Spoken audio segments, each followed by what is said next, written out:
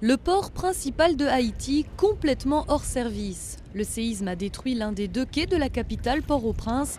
Les grues se dressent encore dans l'eau et d'énormes cicatrices labourent la terre.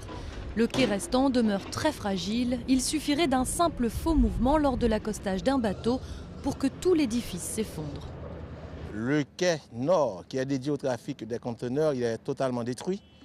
Le quai sud, lui, il est partiellement détruit, mais il y a une partie qui est encore utilisable. Disons, nous avons une longueur de 200 mètres que l'on utilise encore.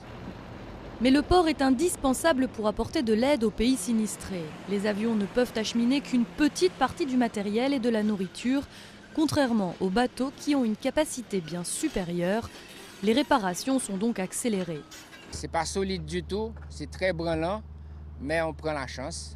On essaie de travailler avec, parce qu'il faut débarquer les navires. Il y a une douzaine de navires qui attendent au dehors, surtout des navires américains. Et il y a le corps des ingénieurs américains qui pensent pouvoir nous donner un coup de main pour retaper le quai sud. Des navires militaires ont déjà exceptionnellement accosté ici. Et pour permettre aux navires commerciaux de débarquer, on improvise une aire d'accostage avec du sable, des graviers et des rochers. Ce que nous avons fait ici, c'est de créer un autre terminal pour permettre de recevoir les cargos. C'est peu profond, mais nous croyons qu'il est possible de faire venir un bon nombre de bateaux ici.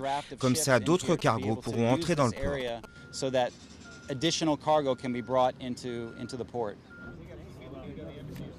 C'est la première fois que la plateforme est testée. Un navire transportant de l'aide américaine accoste avec 12 containers de nourriture, d'eau et de tentes. Le capitaine doit s'y reprendre à plusieurs fois, mais il finit par y arriver. Une aide précieuse, attendue par des centaines de milliers de victimes du séisme.